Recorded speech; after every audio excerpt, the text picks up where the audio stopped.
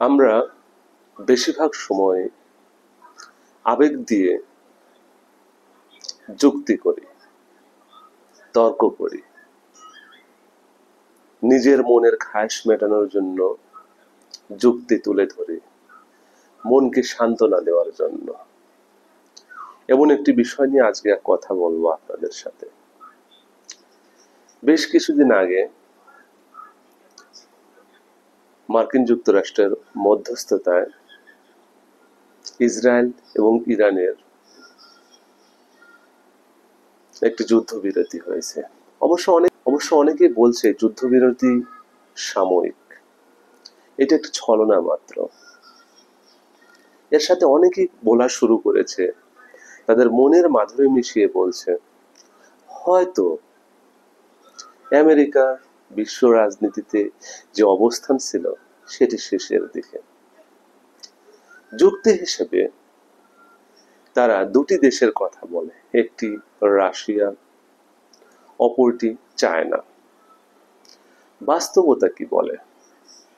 ওই দুটি দেশের ভৌগোলিক অবস্থান এবং রাজনীতি বিবেচনা নিলে আমেরিকার সাথে আমরা যদি তুলনা করি, ভবিষ্যৎ কেমন দাঁড়ায়? জর্জ ফ্রিডম্যানের একটি বই রয়েছে, দ্য নেক্সট 100 years। এই বইটিতে আগামী 100 বছরে বিশ্ব রাজনীতিতে কোন কোন ঘটনা ঘটতে পারে তার একটি আলোকপাত করা আছে। সেই আলোচনার আলোকে লেখক ওই বইটিতে বলেছেন, অনেকেই চায়নাকে একটি রাইজিং পাওয়ার হিসেবে তুলনা করছে। ধারণা করা হচ্ছে এই চায়না আমেরিকাকে টেক্কা দিবে এবং আমেরিকাকে পরাজিত করবে। বাস্তবতা কি তাই? চীন সম্পর্কে আপনাদের নিশ্চয়ই ধারণা রয়েছে। চীন একটি বিশাল দেশ, কিন্তু অভ্যন্তরীণভাবে, গণতান্ত্রিকভাবে এই দেশটি অনেক দুর্বল। এই দেশটির আরো একটি বড় দুর্বলতা হচ্ছে জনসংখ্যা অনেক বেশি, সেই অনুপাতে মাথাপিছু আয় কম। আমেরিকার সাথে এর কোনো তুলনাই হয় না। আপনি যদি মাথাপিছুর কথা চিন্তা করেন, মানুষের জীবনযাত্রার মানের কথা তুলনা করেন, আমেরিকার সাথে চায়নার বাস্তবে কোনো তুলনাই হয় না। আবার আপনি যদি ভৌগোলিকভাবে বিবেচনা করেন, চীনের অর্থনীতি অনেকে সমাজতান্ত্রিক বললেও এটা মূলত একটি পুঁজিবাদী সমাজতান্ত্রিক দেশ। এই দেশ যখন বিশ্ববাজারে, এই দেশটির পূর্বভাগ সমুদ্রের সীমানায় রয়েছে এবং অপেক্ষাকৃত পূর্বভাগ অনেক বেশি উন্নত। পশ্চিমের অংশটু অনেকটাই অনুন্নত এবং দরিদ্র।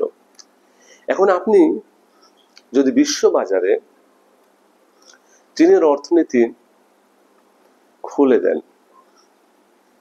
তাহলে ব্যাপকভাবে চীনের পূর্বাঞ্চল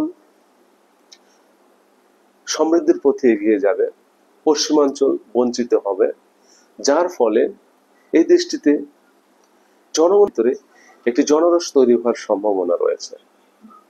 এই দুটি বিবেচনায় অর্থনীতি এবং রাজনীতি আগামী 100 বছরে আমেরিকাকে পরাজিত করা বা চ্যালেঞ্জ জানানো, এটা অকল্পনীয় বিষয়।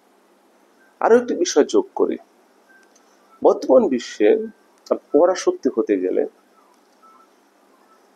আপনার নৌবাহিনীর একটি গুরুত্ব রয়েছে। আমেরিকার সমকক্ষ হতে হলে চায়নাকে তাদের নৌবাহিনীকে অনেক আধুনিক অস্ত্রসজ্জে সজ্জিত করতে হবে। এবার আসি রাশিয়ার দিকে। 1990 সালের দিকে রাশিয়ার সাথে আমেরিকার যে স্নায়ু যুদ্ধ ছিল সেটার সমাপ্তি ঘটেছে, এবং এই স্নায়ু যুদ্ধের সমাপ্তির পরে বিশ্ব রাজনৈতিক অঙ্গনে আমেরিকা একক পরাশক্তি হিসেবে আবির্ভূত হয়েছে, এবং এই ধারা এখনো চলমান রয়েছে। তবে মাঝে মাঝে কথা উঠতে শুরু করেছে না, রাশিয়া একটি শক্তিশালী দেশ এবং যে কোনো সময় আমেরিকাকে টেক্কা দিতে পারে, আমেরিকার সমকক্ষ হতে পারে। বাস্তবে সেটা আসলে সম্ভব নয়। রাশিয়ার কেন সম্ভব নয়, এখানে কয়েকটি কারণ উল্লেখ করছি। রাশিয়া বিশ্বের সবচেয়ে বড় একটি দেশ আয়তনের দিক থেকে।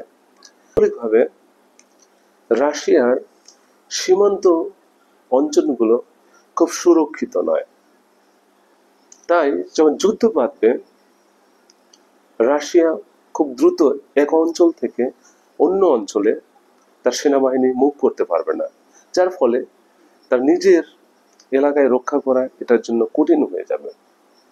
অন্যদিকে রাশিয়ার অর্থনীতি মূলত তেল নিয়ে। এই তেলের একটি বড় বাজার হচ্ছে ইউরোপ। ইউরোপ সাম্প্রতিক সময় ইউক্রেন যুদ্ধকে কেন্দ্র করে তারা রাশিয়ার উপরে যে তেলের নির্ভরতা রয়েছে সেটি কমানোর চেষ্টা করছেন। হয়তো যদি সামনের দিনগুলোতে রাশিয়ার উপরে ইউরোপের এই তেলের নির্ভরতা কমে যায়, রাশিয়ার শক্তি অনেকটাই